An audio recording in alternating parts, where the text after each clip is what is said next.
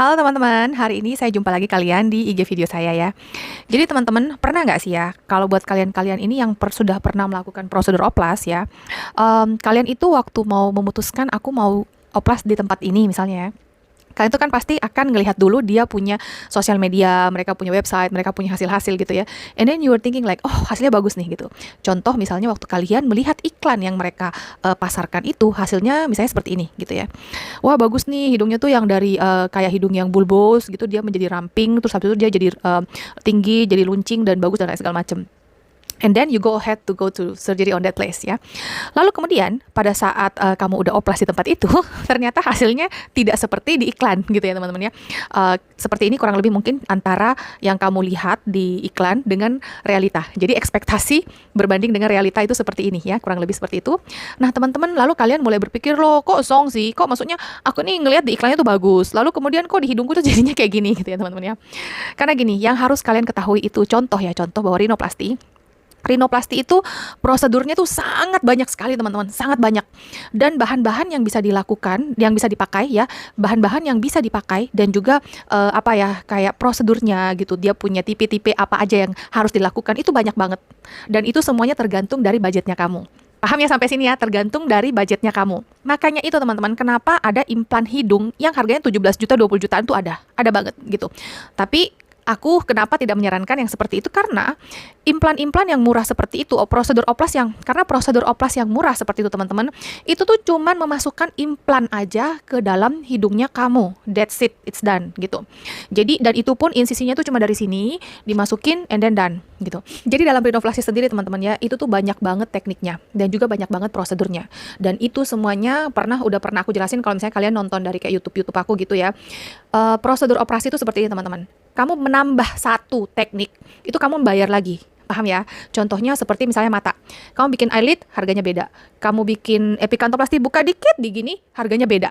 Kamu nambah dikit gini, harganya beda. Kamu buka di bawah dikit gini, harganya juga beda. Gitu teman-teman. Kamu ikat otot, harganya juga beda. Sama seperti hidung teman-teman ya. Jadi hidung itu untuk apa yang digunakan bahannya untuk masuk dalam hidung kita ini itu ada bermacam-macam.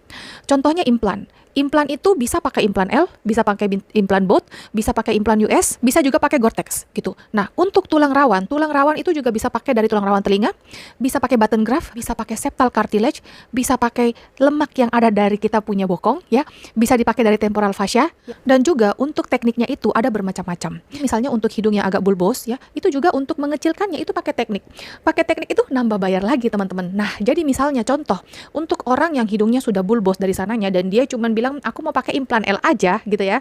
Jangan berharap nanti hasil hidungnya kamu itu akan seperti yang di iklan gitu. Kenapa? Karena pada saat hidung itu diiklankan gitu ya, sama dokter itu tuh akan melakukan semua teknik yang mereka punya gitu. Paham ya? Jadi mereka dibikinin button graft, mereka dikasihin osteotomi, mereka dikurangin dia punya septal cartilage, habis itu dia dibikinin pakai rib cartilage gitu ya. Habis itu mungkin dia dipakein TN mesh, segala macam gitu. Pokoknya dia dibuatin yang sebagus-bagus mungkin untuk iklan gitu. And then datanglah kamu kucuk-kucuk gitu ya. Aku cuma mau yang murah aja. Aku maunya uangku cuma segini. Oke, bisa. Karena semua di rumah sakit itu ya, kalian harus tahu ini ya teman-teman ya. Di rumah sakit kalau misalnya kalian pergi kayak konsultasi langsung dengan konsultan rumah sakit, mereka akan nanya biasanya budgetmu berapa gitu. Misalnya kamu bilang aku cuma punya budget 30 juta atau 60 juta gitu ya. They will fit in you in it. Mereka akan fit in kamu dengan budgetmu.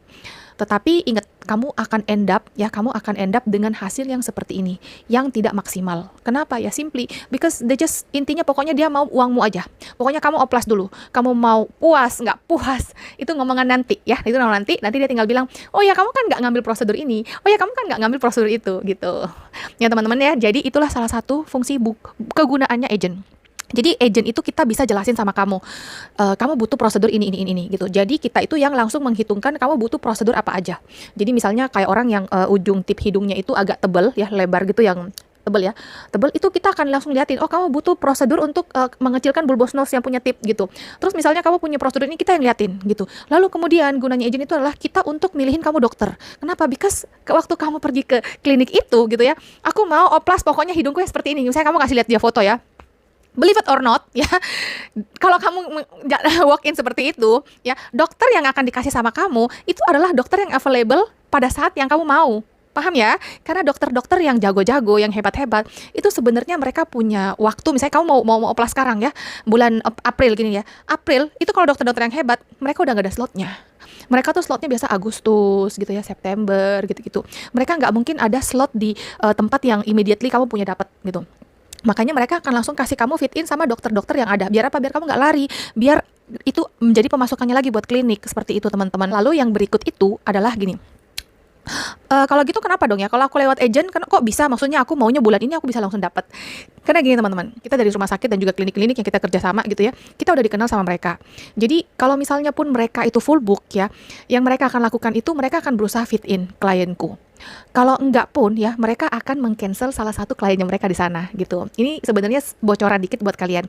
Jadi kliennya itu akan di-cancel, sorry ya, dokter berhalangan bulan sekian gitu, tanggal sekian berhalangan. Padahal sebenarnya dokter nggak berhalangan. Tetapi itu karena apa? Karena nanti aku punya klien itu schedule-nya di fit in ke dalam sana gitu. Paham ya teman-teman ya? Jadi sampai sini dulu yang aku mau jelaskan kenapa sih kadang sebenarnya waktu kita lihat iklan dengan reality setelah aku selesai di opas kok beda banget gitu ya. Thank you. Selamat malam.